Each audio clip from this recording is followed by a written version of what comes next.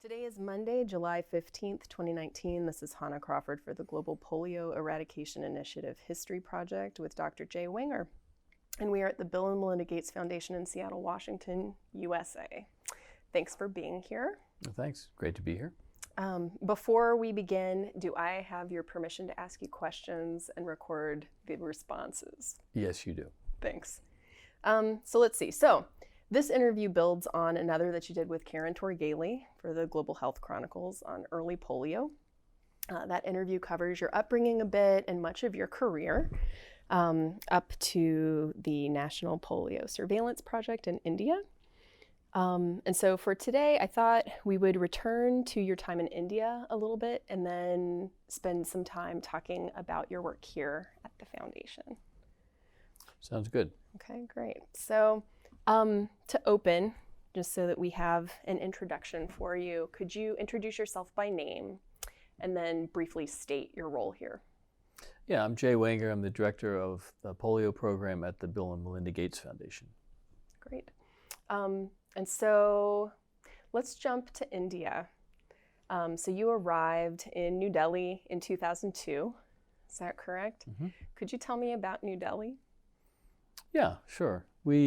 I went there with my family, and I had been working for CDC for a number of years, but the 6 years prior to that, I had been detailed to Geneva, to WHO in Geneva, to work on introduction of new vaccines in developing countries. And it came to the end of my 6-year stint there and decided that I wasn't interested in going back to Atlanta quite yet. So asked around to see if they needed an epidemiologist anywhere else, and they said they needed a program director for polio in India. So I said, okay, that sounds good. So the family moved from Geneva to New Delhi. And the thing I remember when we landed, Geneva, of course, is sort of in the mountains in the middle of Europe and relatively cool most of the time.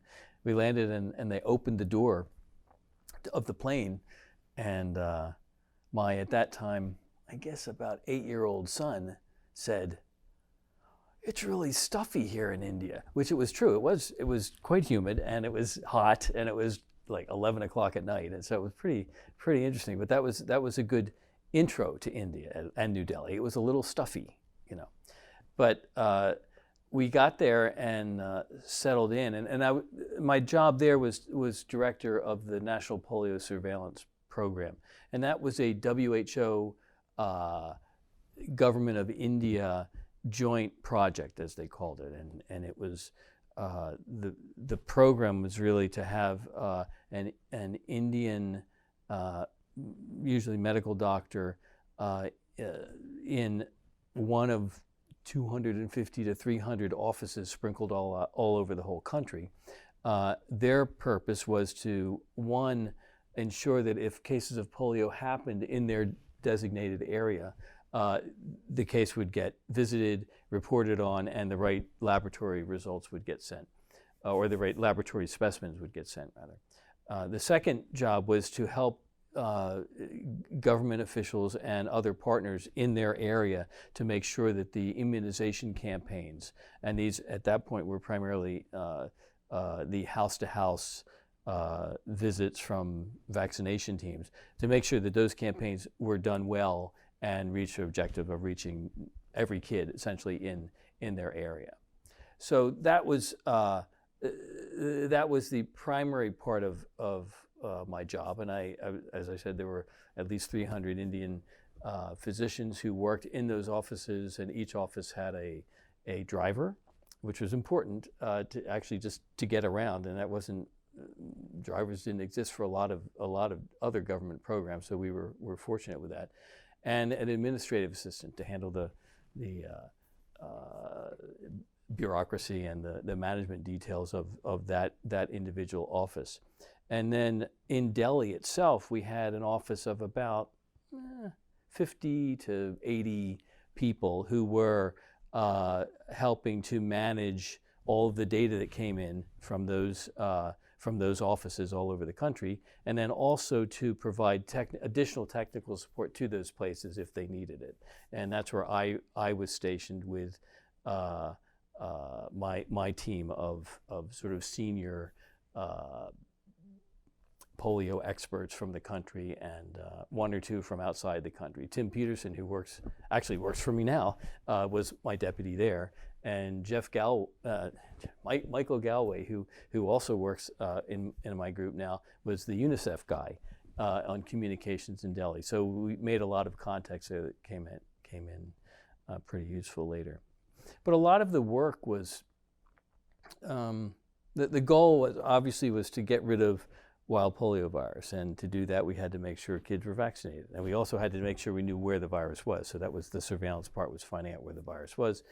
The vaccination part was making sure the kids were vaccinated, and that all took a fair amount of work in that to actually get vaccination programs to work on the ground and reach every house in their area took a lot of management. And the way the program worked there was that there were vaccination teams comprised of a couple of people, usually moms and dads from the area, who were assigned a specific area of anywhere between 100 to 150 houses to go to on day one, and then a neighboring area of about the same size on day two, and then a neighboring area on day three.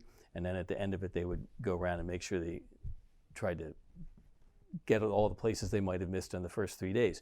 But the idea was just to go to the house, knock on the door, see if there were any kids less than 5 there. If there were kids less than 5 there, they would give them 2 drops of vaccine. And if there were kids that they missed, or there were issues with giving them the vaccine, they'd have discussions and try to convince people that they should really take this. And then at each house, they would put a house marking to say that the date and how many kids were in the house and how many got the polio vaccine. So there was chalk marks on these doors.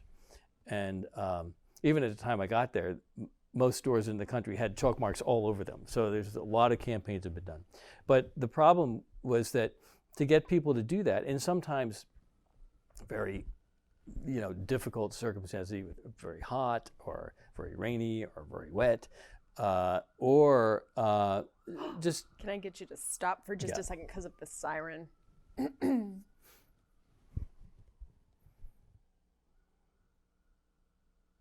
Microphones are amazing. Yeah.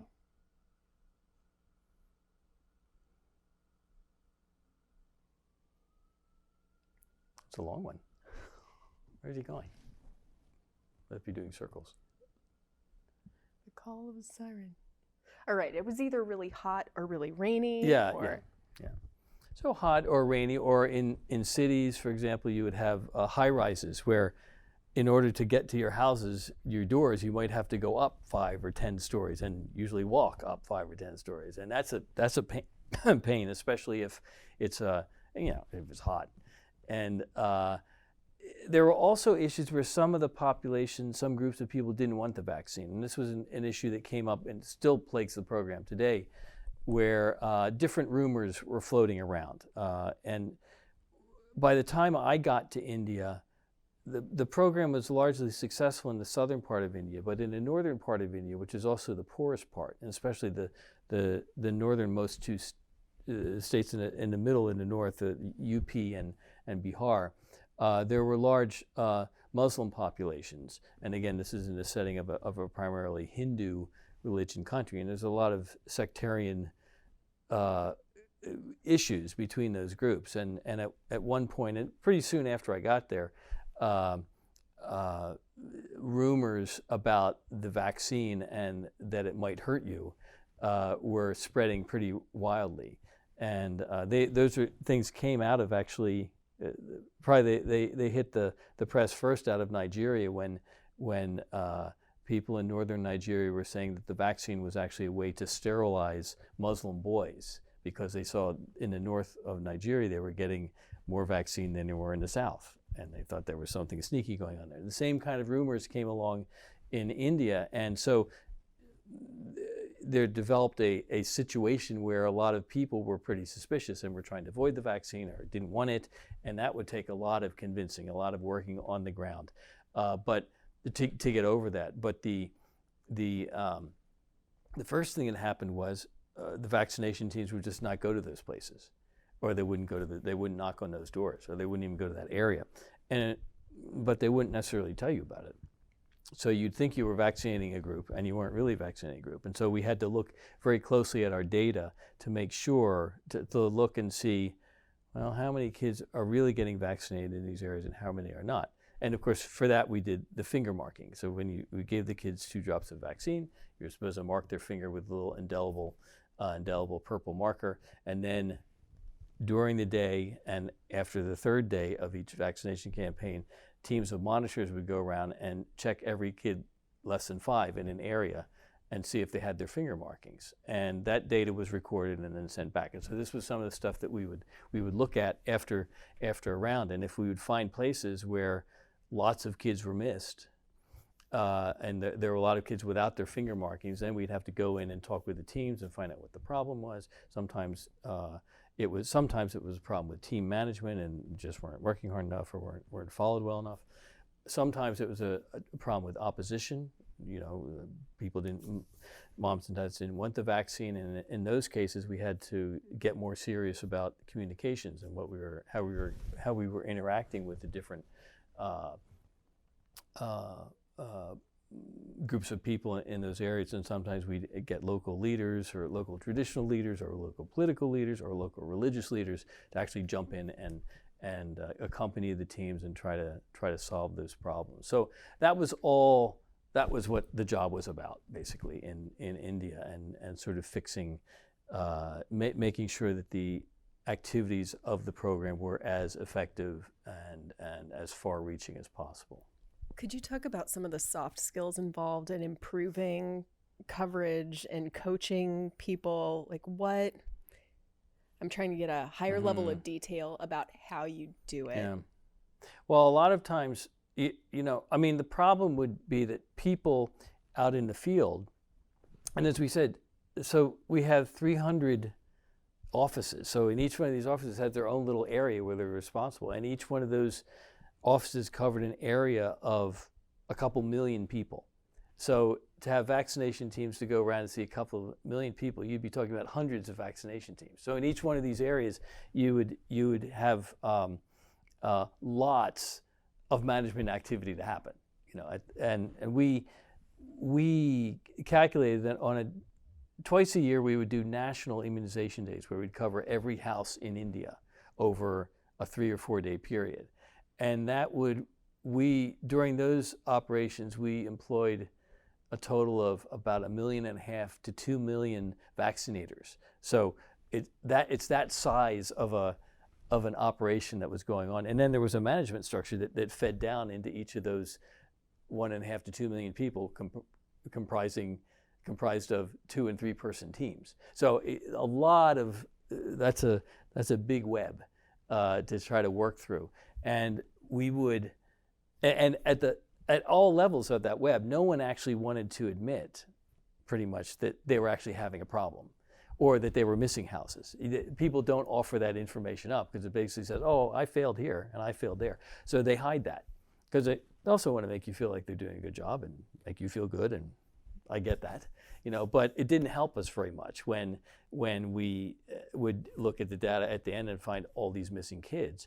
Or we'd look at our data for a big area and it would all say, "Oh, we're getting 99% of kids. That's pretty good. That should do it." But we were still getting viruses. We were still getting cases from that area. And so there it was clearly an issue of how do you get people to be involved in the program, not just involved in keeping their job and wanting to make it look like they're doing a good job. So it was tricky. The message that we had to push forward was that, we can't lie the way to success in polio eradication. We can't fake it because the virus will be there. The virus is not even listening, and it doesn't care if you say they did a good job.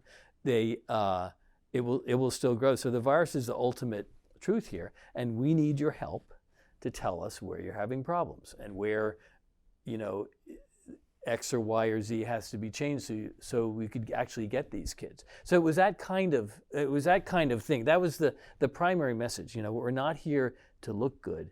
We're here to actually accomplish a task, and you have to help us with that. So that's, I mean, that was the thing we were trying to get to. But don't you have to create a level of safety with Yes. personnel? How do you do that? Well, that's very tricky because that was hard. And I mean, well, I know what the cliche was we used. Well, it was supportive supervision. I mean, that's the thing. And but it was tricky, and obviously people didn't believe it all the time, and actually people did get fired, if they didn't do a good job and weren't working hard and all that kind of stuff. But it's not easy, and I think that's especially it's not easy in some places where the sort of norm of behavior is to have a big boss guy tell everybody else what's going on. I mean, it's not. And that was in a lot of places in India, and actually some of the places where we're working now, it's that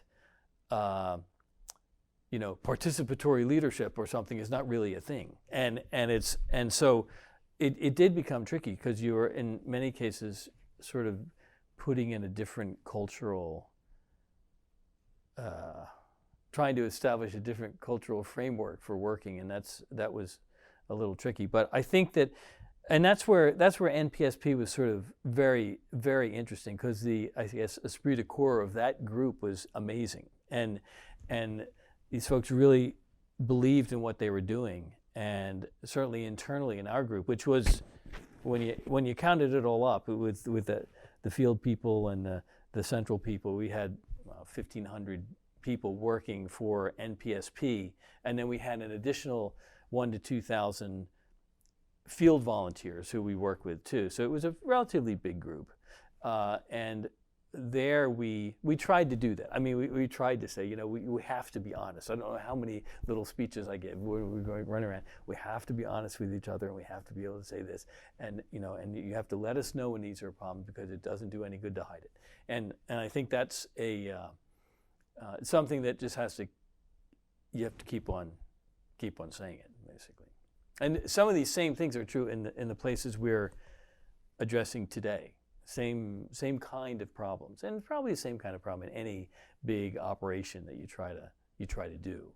And the way that polio eradication is done with essentially small teams, but thousands and thousands of small teams going out and doing this, you need a lot of sort of perceptive management to be able to make it work out right. You mentioned Michael Galway and Tim Peterson, and I was wondering if you could tell stories about them and also talk about other people that you worked with closely. Wow. That's a good one.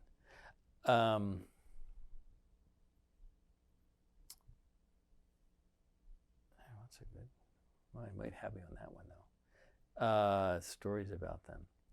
Well, I can tell some more recent stories. Actually, would be probably as good as anything. What is funny is that both Michael and Tim worked with me in India, and Michael more on the communications side, and Tim more on the operational side of what we were doing. And I think both now India is finished basically with polio eradication, but now Michael is working with our managing a group in Africa, and Tim is managing the group that's working in Afghanistan and Pakistan. And I think that they're both, ferocious workers and really, really committed to the job. Michael in Nigeria has focused a lot on getting traditional rulers and traditional leaders with the program, and trying to enlist their support and have them make success in polio be a thing that the basically the tribal groups are actually working toward and doing, and that's been great to see. And he's gotten so much into it that he was, I guess last year it was, he worked a lot in Borno, which is a northeastern state in Nigeria, where he had the last case, we hope, of wild polio virus a couple years ago. But he became such an appendage to to one of the traditional leaders, one of the leaders in Borno, that he was made an official health advisor to this guy and given a title and the whole robe and turban kind of thing. So we joke around that he's become practically Nigerian from all this activity. But I think that level of involvement is what really is important. And Tim actually spent a number of years in India. He came a little bit after I came, and then stayed for another year or two afterwards. But he was able to accompany Bill on one of Bill's earlier trips to India, one of the last places where polio was circulating, especially up in the river areas of Bihar, and that was an area where it was tricky because the people in that area live on the river's edge, but the level changes from early in the spring to late in the summer. It goes basically down and it rises when the rains come, and it rises so much that people actually move miles from where they are, and so depending on what time of year it is and how the river is, people are here in this village or they're not there. They're somewhere else and they've started somewhere else. So to try to actually track them and to know where to go when you're trying to vaccinate them is a total pain in the rear end. And for a long time, they were just being ignored. People weren't vaccinated. It was too hard. They were all over the place. But that was the focus of we think, probably the last real center of poliovirus activity in India. And it was hard because it required us to make sure we knew where these people were at a given time, so vaccination teams could go where they were, and not just go where they used to be. And Tim was able to take Bill there and show him around, and I think that helped to actually focus that activity in the end on saying, yes, this is a place we really have to get this right. It's going to take a lot more input, a lot more work to get that those final pieces done, but. I think it was an interesting way to pull in Bill, who was now pretty committed to the polio thing, and show him a little bit more about what was going on. Who else did you work with? Well, we worked with a lot of folks. Obviously, the NPSP itself was a WHO Government of India collaboration. So the key government folks were obviously the Government of India did this program, and over the time there, they had a central unit that did immunizations, and one specific polio guy named Dr. Sarkar, who was very involved in the activity, a very active guy.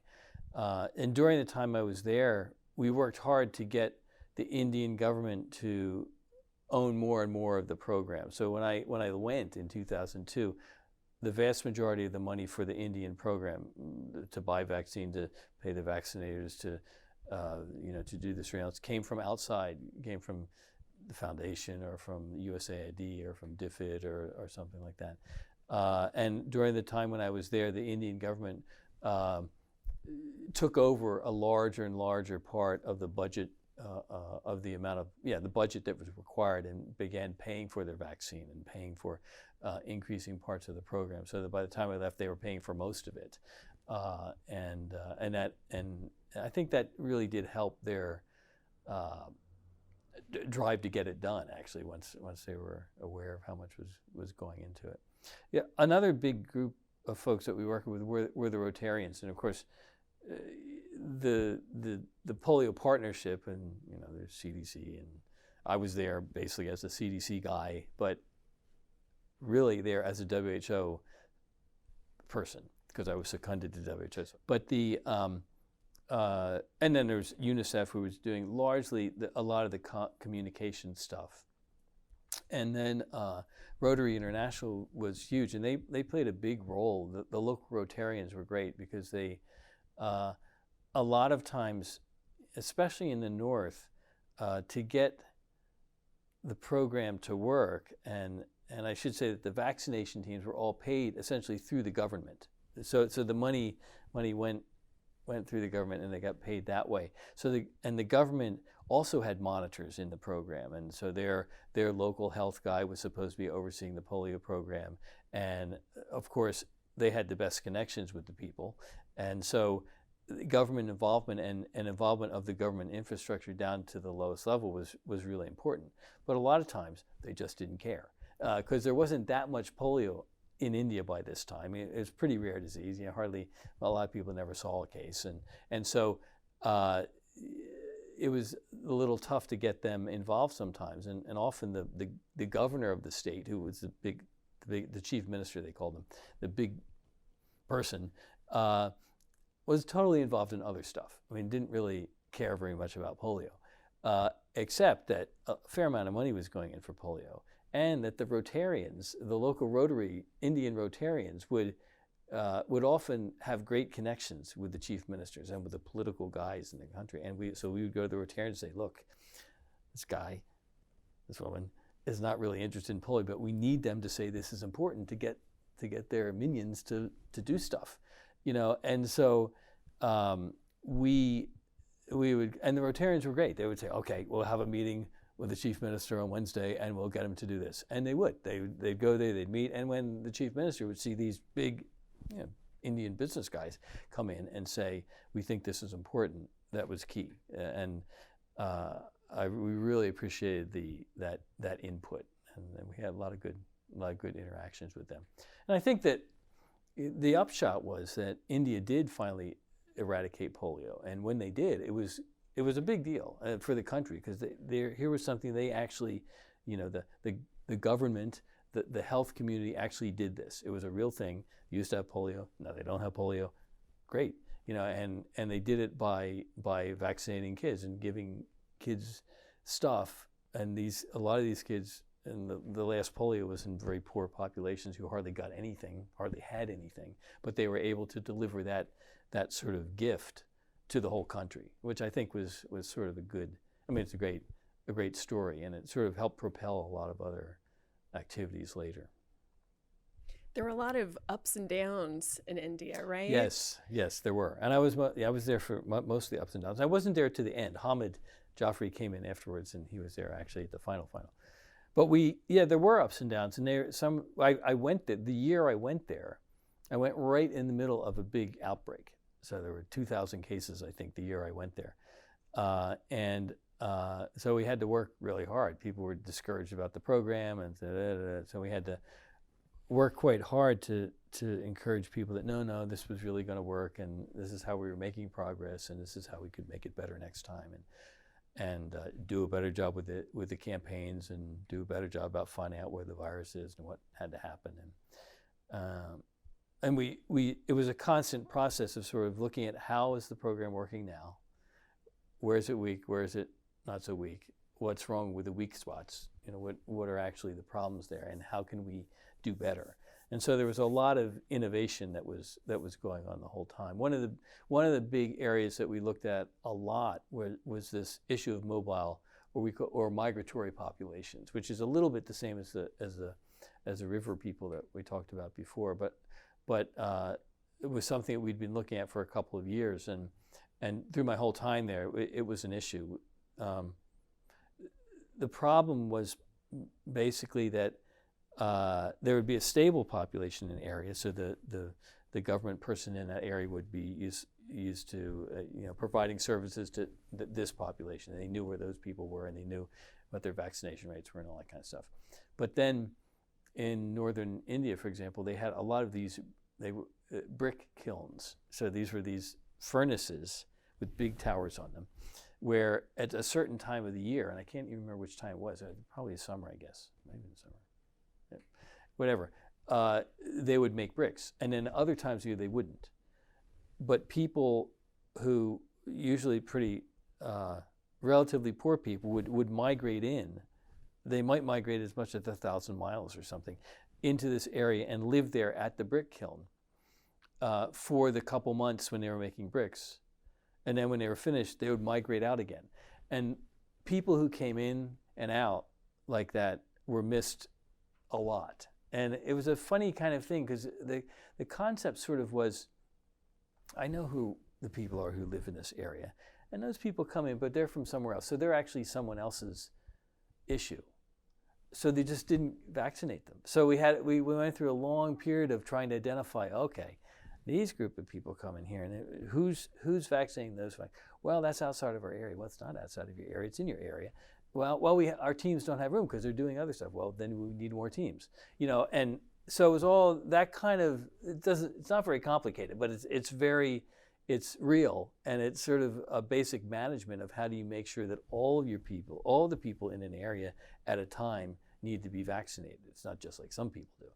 And so that issue of trying to find the missing people, who are the missing kids, was a thread that ran throughout the whole time. And I think we gradually got better at finding those missing groups and making sure that they got included.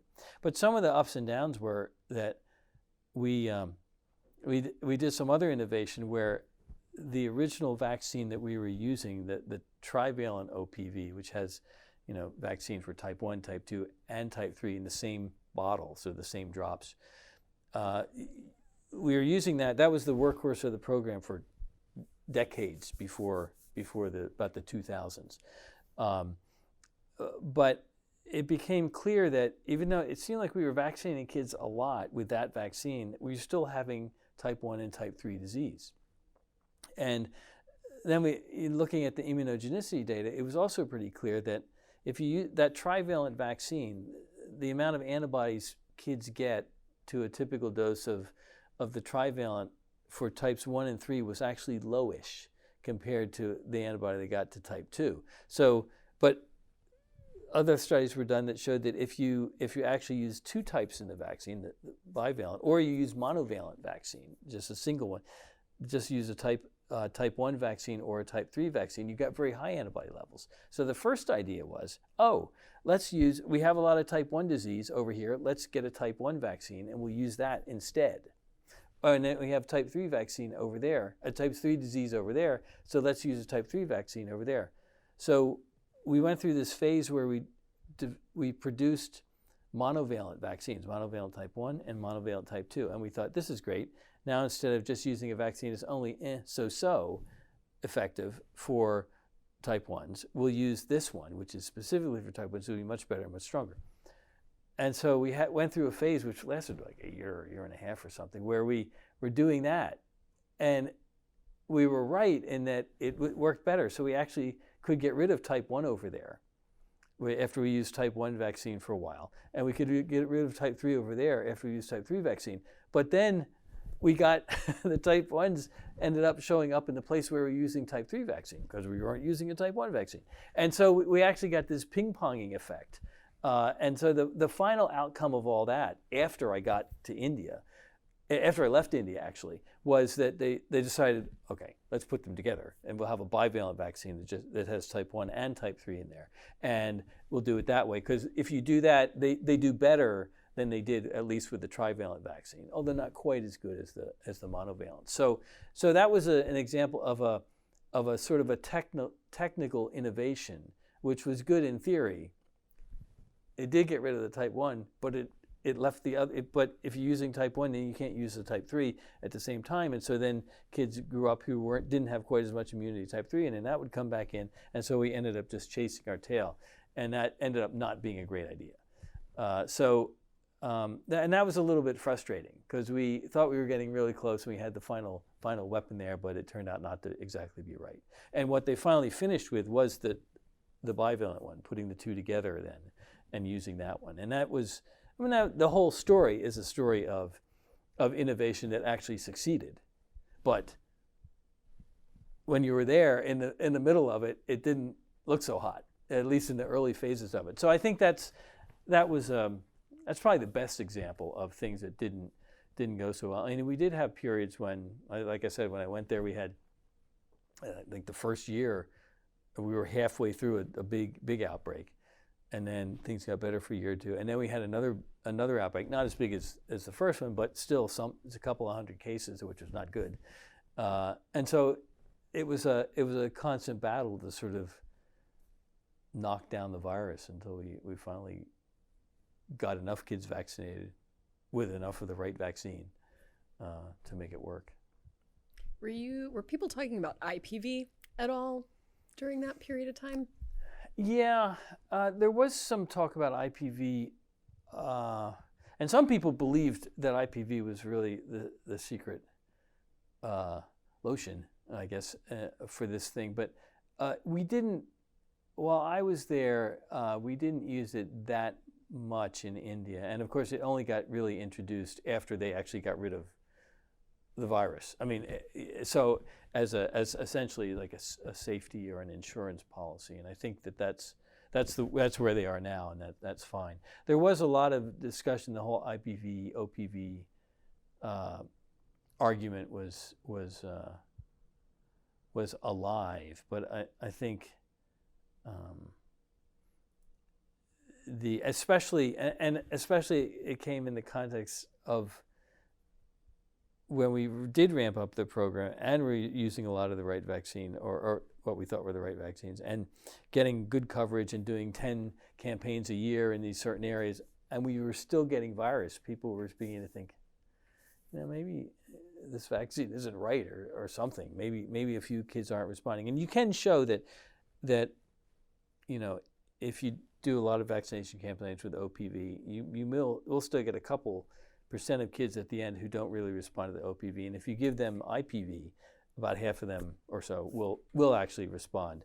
But you're talking about such a small proportion of kids anyway that it doesn't seem to, that it didn't actually play into the India eradication program. I think what we can see now, and especially as we're trying to transition out of essentially the OPV era, is that there is a role for IPV, but probably more in maintenance of a zero polio state, as opposed to really being used to do the eradication program. How do you maintain morale? Yeah. Well, and then? Yeah. Here, now? Yeah, I think that what's been helpful all through it, and even in India when I was there, is that if you stop making progress, then it becomes very hard. But in the polio program, if you step back and sort of take the long view, you can see the progress. I mean, and you've seen the graphs. If you start in 1988, we had hundreds of thousands of cases in 125 countries, and you can see it whittle down over the next couple of decades to then the 2000s. When I was in India, there were only 4 countries left that had never gotten rid of polio. That was India, Nigeria, Afghanistan, Pakistan. And occasionally you'd have these big outbreaks where the wild polio virus would go to West Africa or to Indonesia or to, throughout, back into Bangladesh or into Nepal, and, would escape from those 4 countries and go cause disease other places. And since then, in the last decade, and the 2010s, we've seen, so India has gotten rid of all their wild polio virus. And Nigeria now, we haven't had a wild polio virus there in just about 3 years, so that looks like that's done. And we haven't had any big outbreaks of having cases of polio with wild virus outside of those 4 countries in 4 or 5 years. And now with wild polio virus, we're in Afghanistan and Pakistan. And if you look then at the number of cases over that time, it's dropped and dropped and dropped and dropped. So now we're down to, we had a low of 17 or something in 21, I guess, in 2017, and it's been around there. It's a little bit more this year. We're having a bit of a surge now, which is disappointing, but it's still, if you look back 5 or 6 years, it's still a lot lower than what we had even in 2013 and 2014. So there's been a gradual progression of disease of the program, and you can see that there is progress being made. Now the problem is that progress isn't very fast, and we all wanted to be done earlier than this. So we have multiple deadlines to show for that. but that hasn't happened. But I think, again, the basic issue, I think, on morale is that a lot of the people who work in the polio program are pretty committed to this. And we have been making progress in the grand scheme of things over these last couple of years, and we haven't stopped. And I think that's been very helpful in maintaining sort of, we can really do this. And they've been able to do it in many, many places that you would think, these places really are tough, and like Somalia or Syria or DRC or something. All these places where we've had the last battles against the wild polio virus have been they're tough places, and the program has been able to manage one way or another to sort of get over those challenges and to get enough kids vaccinated to get rid of the virus. But it's an ongoing challenge, and that's still sort of where we are. Can you think of any actions that could have been taken or decisions that could have been made earlier that would have saved time? In India? Mm-hmm. Yeah, I mean, I think the example I gave, I guess, in retrospect, we shouldn't have tried to make individual monovalent vaccines, or we shouldn't have used them when we were still having both types of virus circulating in the country. We probably should have used the bivalent first off, and that could have saved us. I don't know, that might have saved us a year or two in India. That's sort of a technical decision that I think that. In retrospect, that would have been better to go the other way, and I think that that's a reasonable lesson. The other decisions, that's a good question. I'm not sure. What we would say about that. I think right now we're in the middle but no, fast forward about 10 years. Again, oddly, it's another vaccine decision that was made, which is the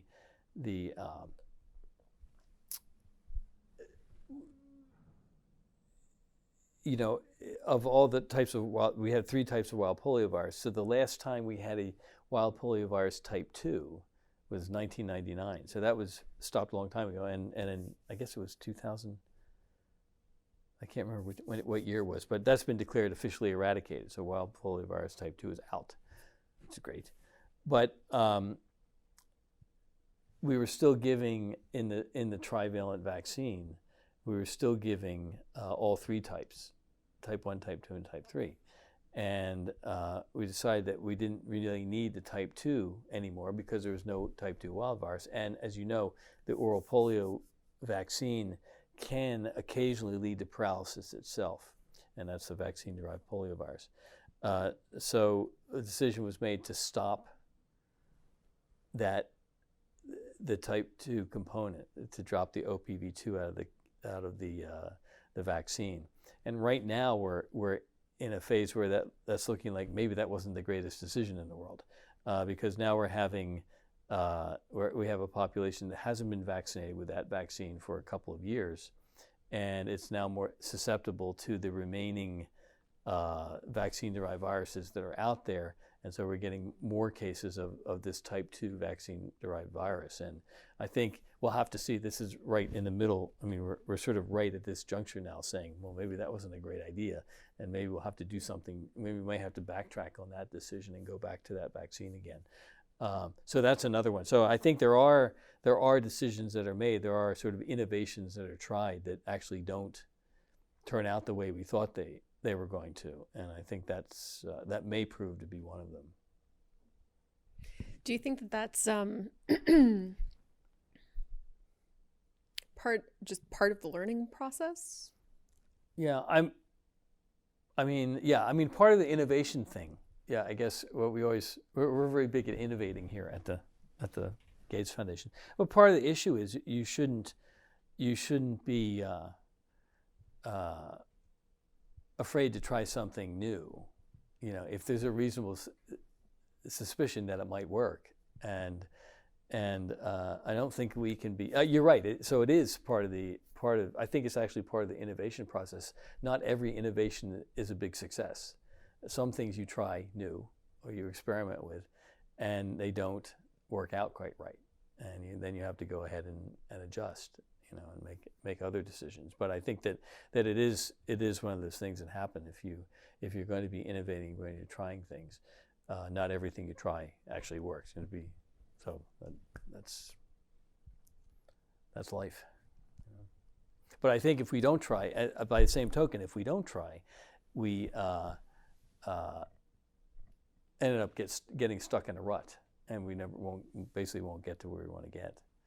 And an example on that is that about 6 or 7 or maybe 8 years ago now, Bill especially and the folks at the foundation thought that there was a possibility this type 2 thing was going to be a problem, and thought that maybe we should develop a new vaccine that didn't actually have that problem, about a new type 2 vaccine, and maybe then a type 1 and type 3 that doesn't have this problem of causing vaccine-associated disease. And so we started on a project to develop a new OPV2, and that project is now just about getting completed, and we got some very positive results a couple weeks ago actually, and so that's looking good. And so that's an innovation that we hope will help us address the problem that the last innovation couldn't. You know, the last change in strategy couldn't. So I think we keep going, and we'll basically learn how to finish the job. Is there anything else you want to add about India? Stories of working with the government of India? Yeah. I don't know. Yeah, that's interesting. I guess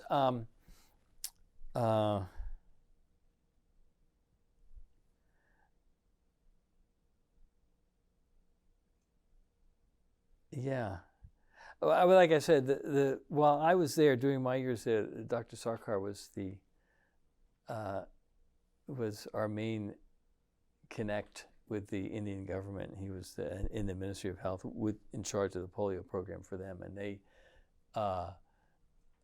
he was a character. I mean, he was a screamer, as you might say, you know, and he was very good to say, I have to go talk to the minister out there and tell them what's going on because they're not working hard enough. And we would send him out there, and he'd go yell and scream at them, and we would try to facilitate him with all of the data that he needed and all that kind of stuff. But he was a great guy, really, with the Indian government, and sort of a character all of his own, who was really totally committed to the program and trying to get the work done. But he was a little bit, I would say, over. The job was just too big. He was one guy sitting in Delhi who was supposed to be in charge of all of India, and he would be running all over the place doing his yelling and screaming from time to time, and it was just a lot of yelling and screaming to do in India, and we appreciated his work a lot, but we probably could have used a few more like him. Could you talk about your transition out of India? Yeah. Well, that was, again, largely sort of a family and job-related thing, because I had 3 kids, and 2 of them actually graduated from high school in India while we were in India. And then by that, near the end of 2007 is when the second one went off to college in the United States. The first one was already in college in the United States. And my third one was just about ready to enter 9th grade. And we thought, well, we can't stay. Well, I couldn't, just because of CDC guidelines and all that, I couldn't actually really stay for another 4 years. I'd been there for 5 years, and we decided that was a good time to switch out. And so that combination actually got us moving out. And that's when we left and came back to the United States, worked with CDC then for a while. Let's take a quick break, Okay. Just stop and stand up and reset, Okay. and then we'll talk about Bill and Melinda Gates Foundation. Okay.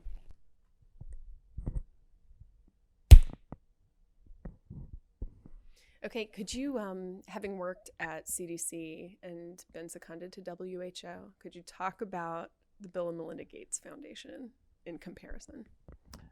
Yeah, I think that, as I said before, the sort of makeup of the foundation is different, and both the type of folks who are employed here with a much larger contingency from probably the business side and from the communications and advocacy side that really help to move things along. And part of that is also wrapped around how we do our work. Both WHO and CDC tend to, at least the groups I've been involved with, tend to do their work more directly with people that they send to places and have to implement themselves, as opposed to us, and we largely implement through grants. I think that just the way it feels, though, and in part because the polio eradication program is something that Bill Gates really is invested in. Well, invested is really the wrong word. Is really involved in it's one of his primary goals and one of his big priorities. So although the foundation has 32-ish different areas of activity that have little teams working on them, often Bill will say polio is the number one. And so he really gives it a priority above a lot of other things. And I think that's in some ways a blessing, in some ways not such a blessing.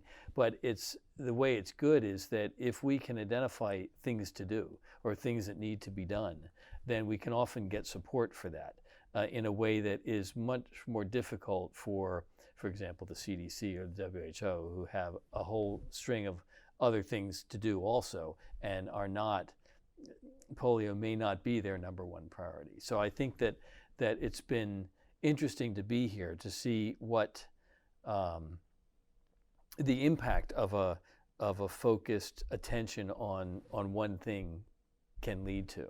And I think that we work obviously with the GPEI, with the whole partnership, but the foundation is a little bit of a late joiner. The partnership started in '88 with the main four, but WHO, UNICEF, CDC, and Rotary, and we joined in a big way not until really the late 2000s. But since we're here, it's been interesting. I think that the main implementing partners being WHO and UNICEF, and with CDC also, but Rotary and the foundation and CDC being funding partners. There's sort of different roles there, and nevertheless, I think it sort of works pretty well. It's a group of we have foundation people involved in every sort of level of the GPEI management and strategy team. So at the top level, it's Chris Elias is on the Polio Oversight Board, along with Tedros and the heads of the other institutions. I'm a member of the strategy committee, along with specific members from the other 4 or 5 now, since Gabby has joined, institutions. And then down the line, we have the emergency operations and management group, and we have the vaccine supply task team. We have an entire organogram that's peopled with folks from each of those relevant, each of those institutions at each level. And I think that's given us a way to not only identify problems and help to identify things as they come up, but then be able to feed that up and say, if we need additional support, if we need to do this thing, then we can respond pretty quickly, or at least we can engage with that need in rapidly, and also be in there in the assessment of how it's working and whether we need to change it and all that. So I think that what I can see is that with that, background, the foundation, our foundation team is in one way, I guess, in some ways almost the smallest team of any of those institutions that's actually working on polio, but also it's pretty flexible, and we can move relatively quickly, I think, in order to make changes and support things and make decisions actually if we have to, which sometimes that's not so possible out of CDC and WHO and UNICEF especially are big, huge bureaucracies, and we're sort of blessed with not being as fixed in both an organizational structure and just the rules of how organizations work. It hasn't had so long to grow here, so it's I would say it's more flexible and more agile. Polio's known to be a priority for Bill Gates. Mm-hmm. Have you heard him talk about why? Yeah. Well, I think that's a question I don't like to answer because it's sort of... It's a him question. It's a him question, yeah. But I think that some of the things that I think he agrees with are that the polio eradication movement has been... It has a lot of characteristics that actually will help other things and can other health or even just development priorities. And some of the benefits it has is it's got such a focused endpoint. It's a clear endpoint. We know what we're shooting for. We've developed the tools to be able to measure progress toward it in terms of the surveillance and vaccine coverage and vaccine use. And I think in some ways that sort of simplicity and capacity to actually follow a project is a benefit in what can be a very complicated development world. Here's one thing that we're shooting for. We're focusing on this. We're mobilizing everything we can to do this. And that we can learn things in that process that can be helpful for other stuff. Plus, at the same time, we actually know where we are and can actually be able to celebrate some kind of success. So I think those are things that are positive about the polio program, and that we're learning now as we're sort of getting to the end of the polio program. We can see that we can see some of the benefits that it's had for other programs, and also some of the downsides that of reduction of the polio program are going to cause. But at the same time, there are a lot of positives that have come out of it. And I think that a lot of the other development programs are not, I would guess, not blessed with such a clear goal. And that makes it a little more difficult to even gather support for it, because people can't quite know what you're talking about a lot of times, and we can't quite see it. But this is pretty obvious. There's a clear end point. Yeah. We have about 25 minutes left, and this is an ambitious goal. Yes. But you've been here since 2011, and I was hoping that you could walk me through some of the turning points since 2011 and maybe highlight some of the course correction when that has been part of the work. Yeah. Yeah. Well, I think, so 2011, I think probably the biggest thing that happened in 2011, and I just came here in 2011, and but we didn't really realize it until 2012, the next year, or after a year had passed, is that India became polio-free in 2011, sometime during 2011. We don't know when. The last case was in early 2011. And I think that was a huge step forward for the program, because, as I said, back in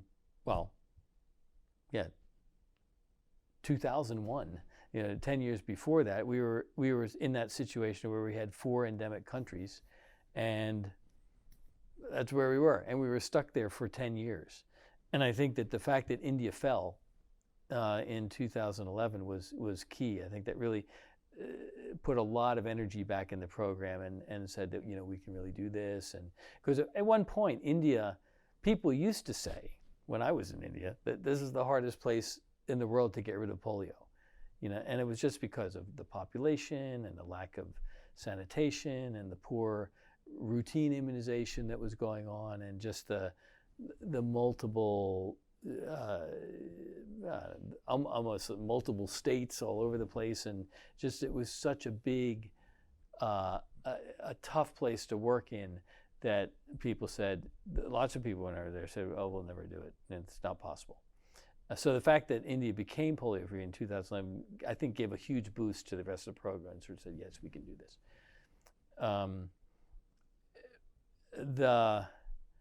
I think a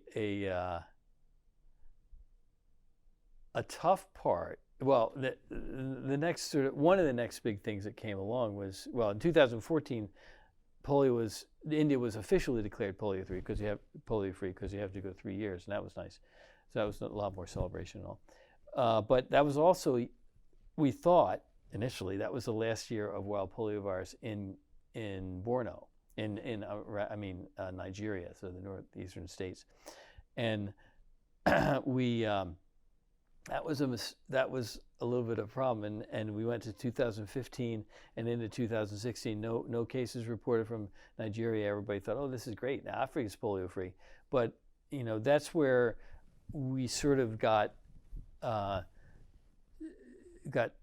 tricked, and we probably made a mistake there too, in that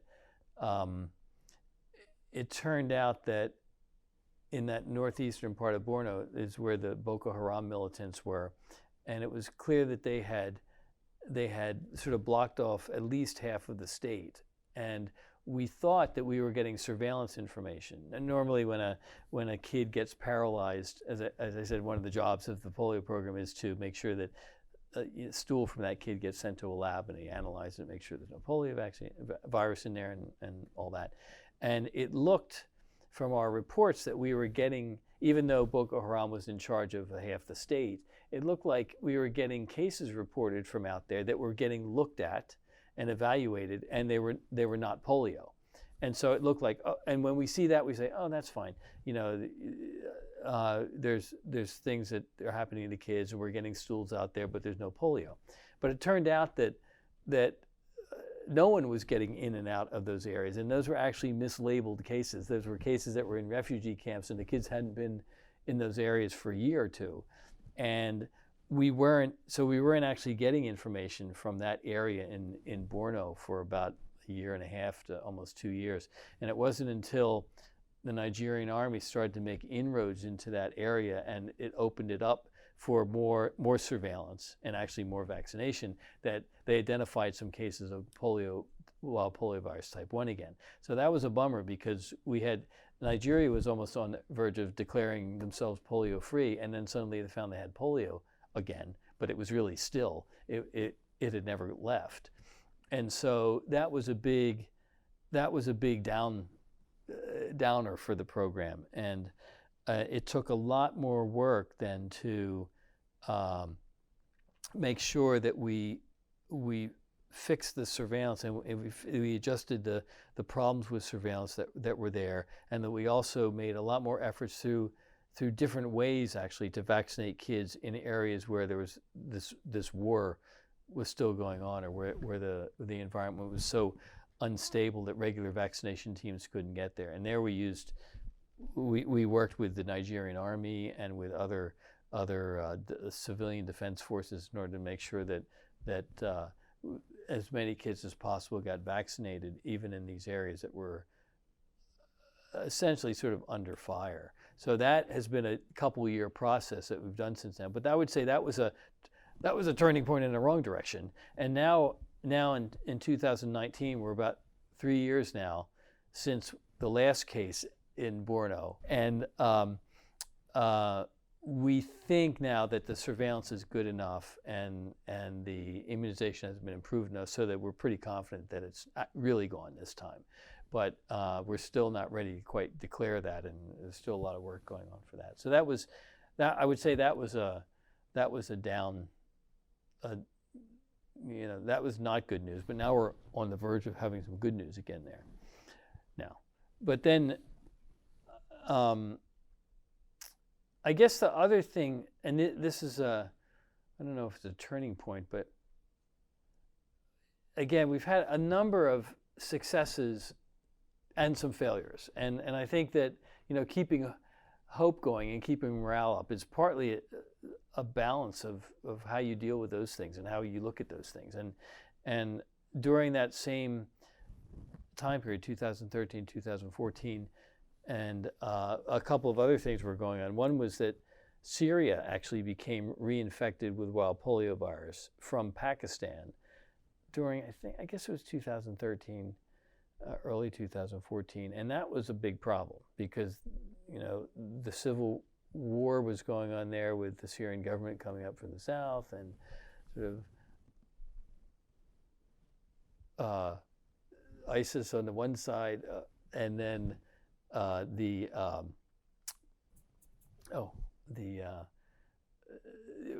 sort of an assortment of rebel groups, sort of on the east and then, or on the west side, and the Kurds. Yes, the Kurds in the north, and getting those groups together.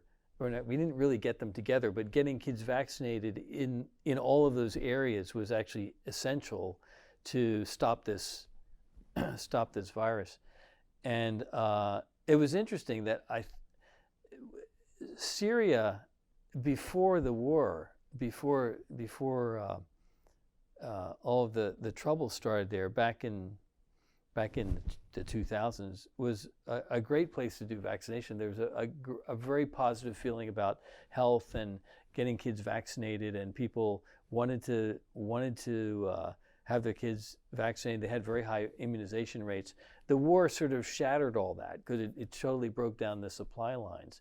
But the sense that moms and dads and families actually wanted the vaccine. So we were able, along with other GPI partners, to make sure that on the government side there was vaccine available, and then through the different rebel groups and through different routes, because they were not working together at all. Appropriate amounts of vaccine got to each of the different sort of population groups who are involved in this, and then local groups took it on themselves to run the immunization campaigns, in spite of the fact that there were a lot of it was dangerous. But I think the drive to protect kids was so great that they did it, and they did a great job. And then, after a year, that virus was gone, and that was in the middle of a really nasty, bitter war. So I think that was a great success, and people could feel good about that. That, oh wow, look at even in spite of this, the polio program was able to work with the local population to actually fix that virus, and I think that was great. And but I think that's this issue of war and war at the one end of the spectrum, and civil strife, whatever, somewhere in the middle, is a huge issue for us with polio right now. And I think that's, in some ways, it's almost like the final battlefield, I guess, in order to get rid of the virus, because it's also the thing it's holding us up right now in Afghanistan. Because in spite of the fact that there are peace talks, quote unquote, going on right now, what really is happening is that both sides, or all sides, in the conflict are taking advantage of the peace talks to ramp up their military activities. And so there's actually more strikes and drone attacks and everything now than there have been in the last year or two.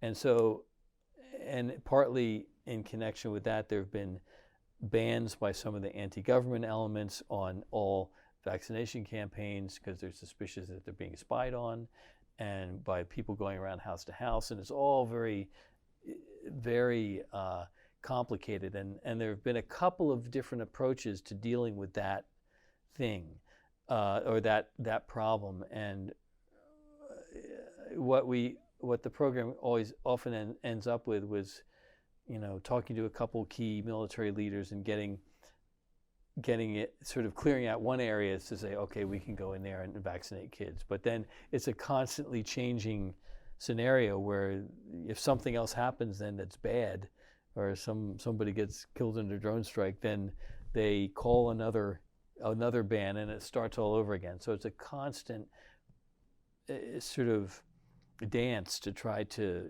get openings to vaccinate kids, and that is making Afghanistan very difficult right now. And so we still have disease in Kandahar and Helmand. It has been very difficult to get in there for the last 12 to 18 months in any kind of regular way. So that's a huge issue, and I think we draw hope from the fact that, well, we have dealt with this successfully in places like Syria, and actually in Somalia, in the middle of bad wars. And so we think we can do it in Afghanistan, but right now it's an active problem, and so we still have to get more work done there. The good thing about Afghanistan is that the population there is not very dense, and there's a lot of little villages and mountains and all that kind of stuff. And the virus also has a hard time there. So we know that in a couple of years ago, 3 years ago actually, at one point, all of the virus that was living in Afghanistan died, and we got rid of it.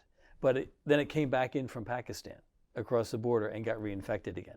So we actually know that in spite of the fact that there's a war going on there, we can actually do it. We have proof, we can actually do it in Afghanistan.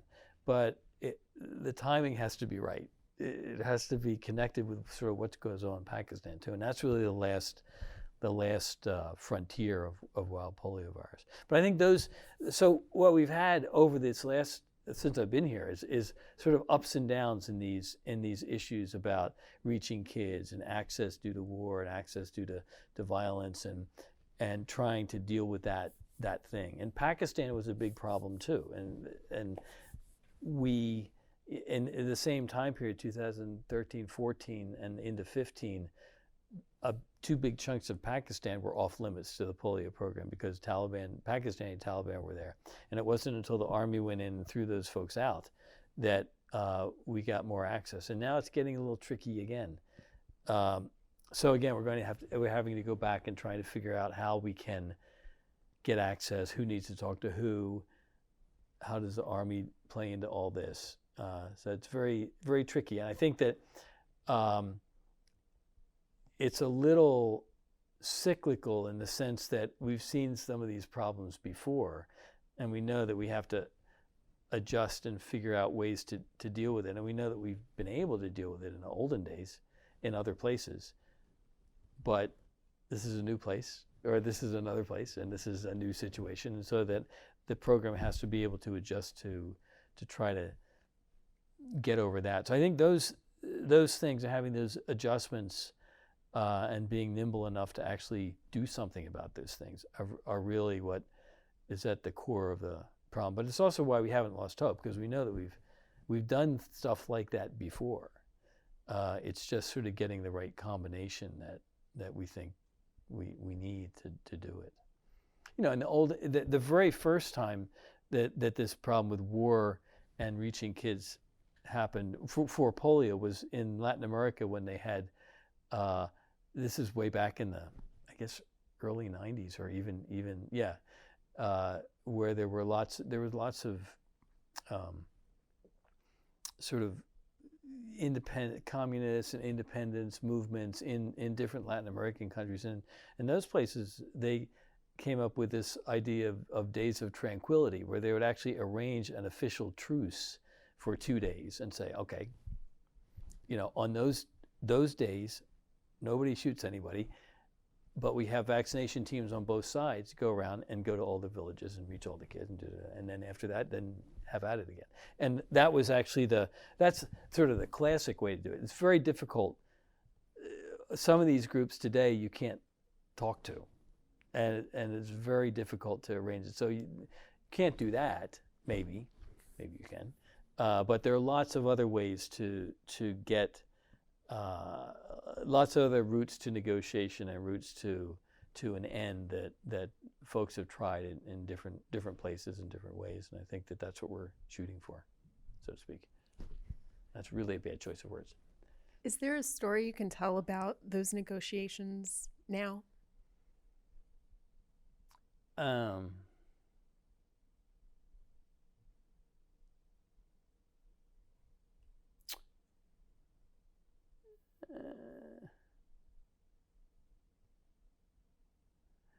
don't know. I think yeah,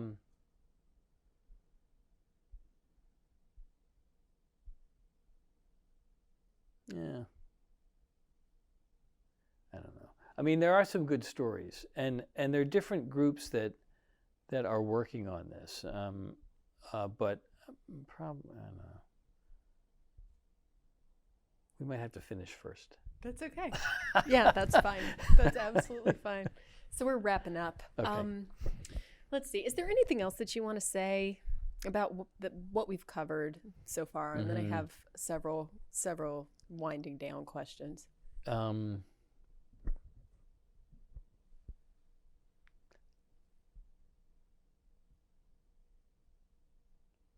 just trying. Well, no, not really. But I think just on that last thing, I guess the other. Just on the idea that in war, that there are different ways to get around things, and I think that what happened in Somalia when they had their last wild polio virus was more that the Al-Shabaab guys you couldn't negotiate with them at all. But what happened there more than actually arranging a truce or anything like that was to basically get good information on where they were, and this is all from the other security forces, and then identify where it was safe to go and where it wasn't safe, and go right up to the edge of where it was safe to go. And then in an area, for example, roads will go into the area. So make sure that at every entry road you would have a station that would give polio vaccine to kids coming in and kids going out. And then also making sure that even in some of those places, even though there was an official, don't have the government come in here with their vaccinators thing, there was sort of an unofficial acceptance among some folks of the vaccine. So you could actually, by just local negotiations with local people, you could say, here, take this vaccine, you take it in there, you sort of spread it around. And through a combination of those kind of things, the transit sites at the roads, the giving vaccine to somebody to take in, to the also being ready when an area does get suddenly opened up to say, okay, we're going to do a campaign right now because it's safe to go that far.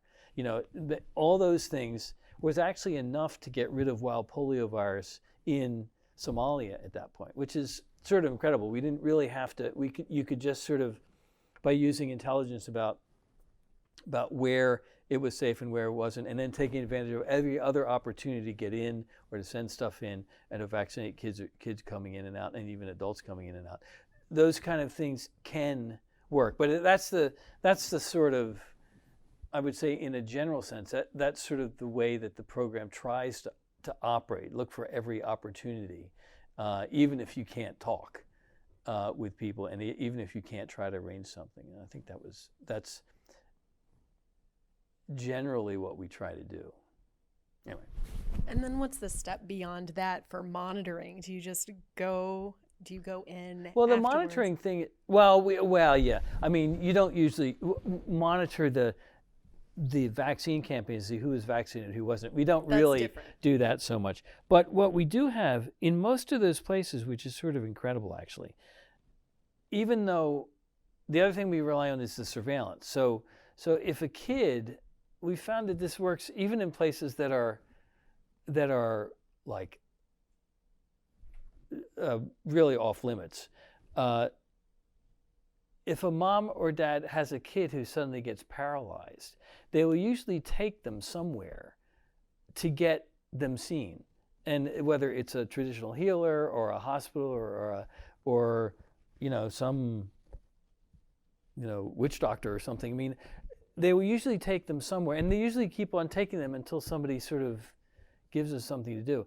And the surveillance activities often are through networks where the government or the WHO surveillance guy will know this person is supposed to contact that person, and people know in these areas who they should go to, and so we actually have reasonable surveillance. We would get cases of paralysis from inside Helmand and Kandahar in Afghanistan, or from inside Somalia. The one place it failed was in Borno. That was where somehow it was not. That they had somehow effectively blocked off transfer of even sick kids, but sick kids can get through a lot, and moms and dads will do stuff. So we had reasonable surveillance in Syria and all these other places. So it just the reach of the polio surveillance activities is actually greater than the reach of the polio vaccination, and it's mostly because I think it's basically a parental thing. I think parents want to do something for their kid if something gets screwy, and they will go distances to make sure that happens. So I that's the thing we do. We try to make sure, even in places like Somalia, or even in places like Syria, or even that we know that we're getting surveillance from here, there, and elsewhere. Yemen's another good example where it's hard. That's another disgusting war, and people don't share things across the border very well. But we know we're getting surveillance samples from both sides on that thing, and they're coming out. It's a little tricky to get them shipped around, but we try to make sure that activity happens, and the surveillance program works so that the WHO folks in a region will have maps. It'll say, okay, we're not getting reports from out there. That's a big population that's sort of open. We better make sure we actually have the capacity there. We better strengthen that a little bit, or get more people to sort of prod for why aren't there reports coming, and try to fix it. So I think that is a thing that does work pretty well in spite of even bad situations. And the other part, in Syria, I remember I was in Turkey because we helped support the northern Syria activities from an office that the refugees ran. Not refugees. Well, they were refugees, but they were the rebel groups ran in northern Turkey, and they one of the guys there was actually a doctor in Deir ez-Zor, which was one of the big places where ISIS was, and they, as the government was closing in or something like that, they notified him one evening that if he didn't get out by the morning, he would probably be shot. And so his wife and kids, he bundled them into the car in the evening, and he started to go off, and then he turned around and went back to the hospital to pick up the cooler with the stools, because he wanted to make sure that got out. And I think that kind of stuff was really, really quite impressive, and really showed I think the commitment of people to do this job and to protect their kids. So that really comes, that I think that does come into the whole story at some point. How should we wrap it up? Do you want to talk about polio legacy? Do you want to talk about things that we haven't talked about today, just to list them in case there's another interview at some point?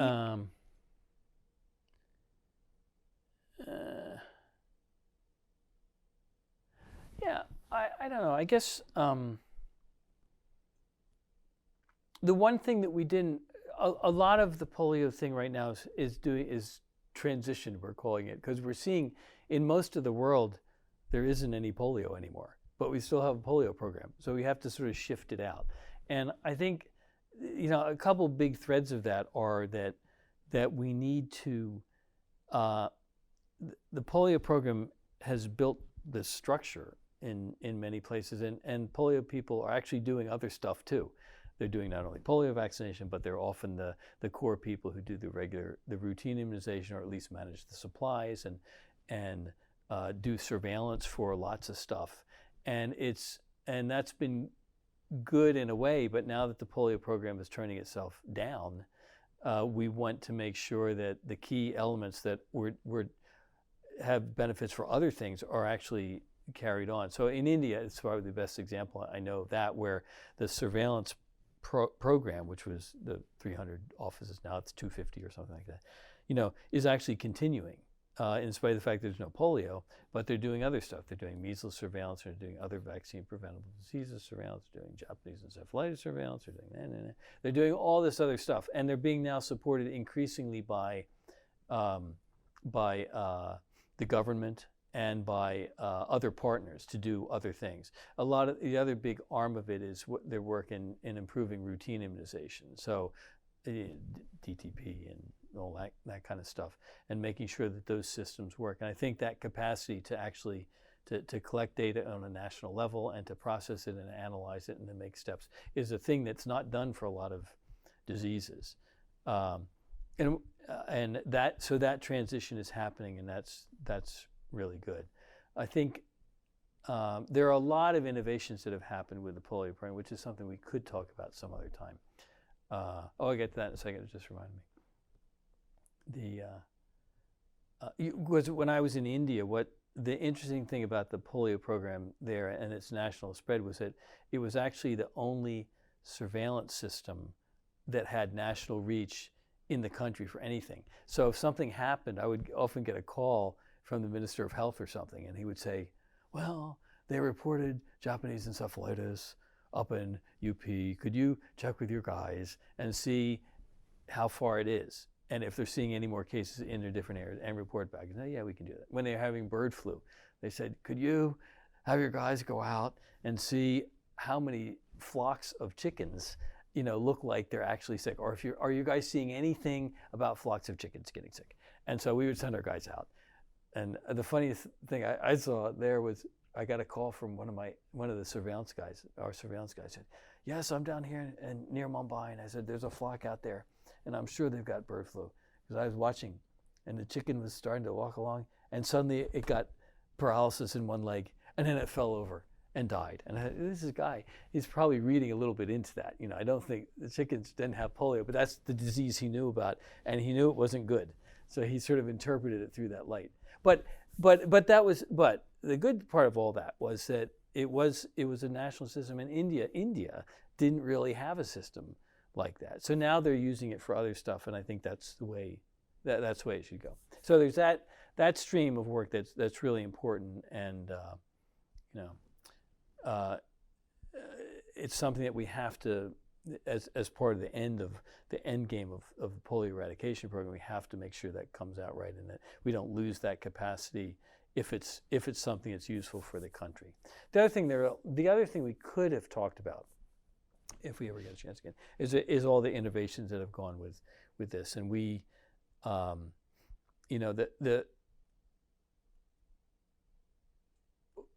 stuff that we did some interesting stuff, and we're still doing it in Africa right now with use of mapping.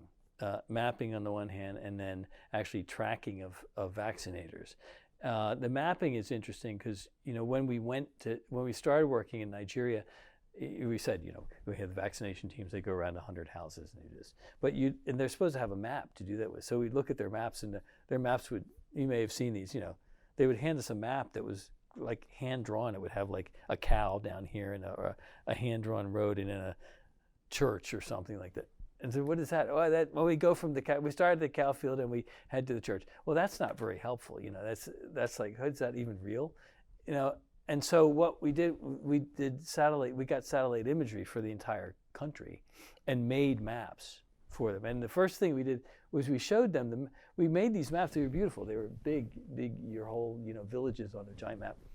But they actually didn't know what to do with a map. They had never actually, the idea that you could make a two-dimensional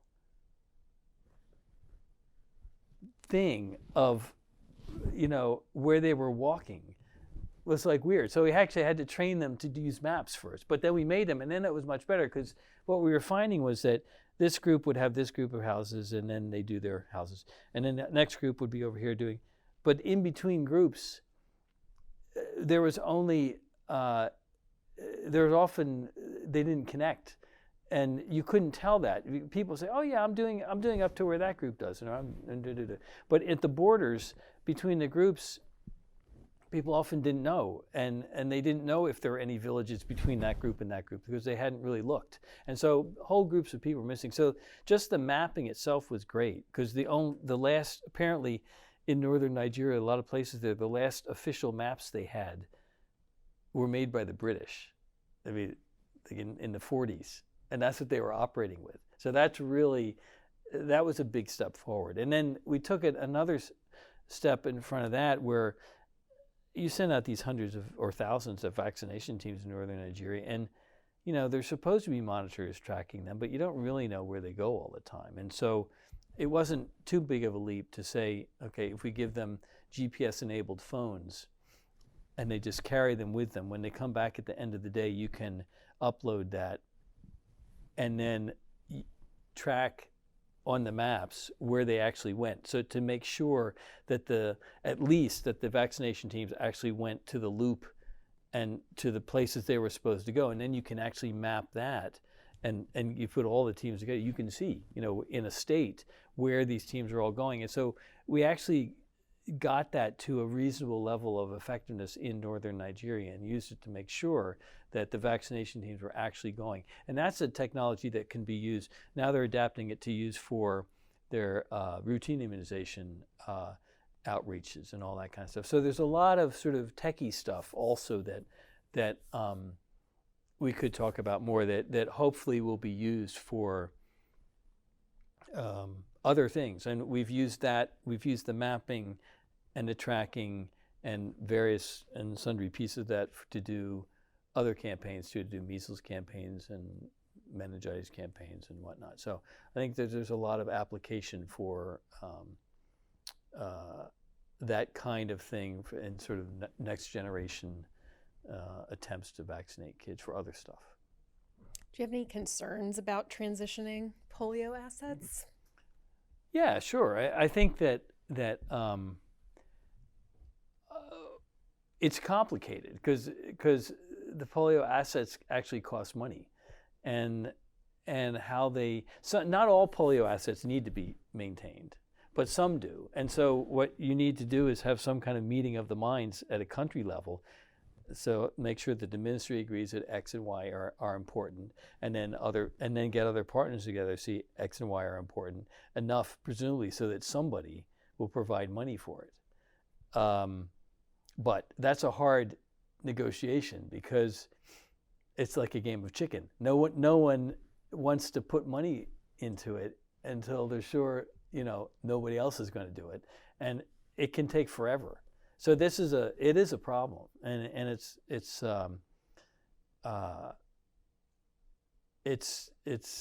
tricky. And so it really is something that has to happen in every country. We can't do it in general for places. So it should be a good process. I mean, it could be a good process, but it takes a lot of work, and I think I'm worried that it might not happen quite the way it should be. Anything else you want to add for today? I've kept you 10 minutes late. No, I think not. Okay. That's all. All right. Thank you so much.